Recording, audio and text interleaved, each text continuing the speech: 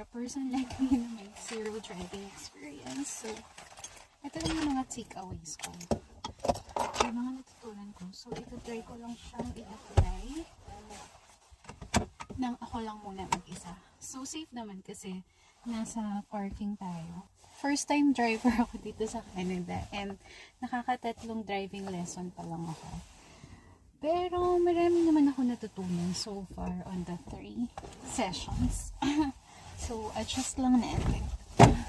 Adjust muna natin yung seat. So, kapag abot na abot mo na siya, make sure, check the rear mirrors, check the mirrors, side by side, left and right.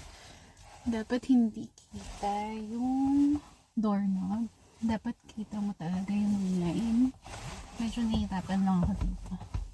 Masanay ako sa sedan. First things first, of course,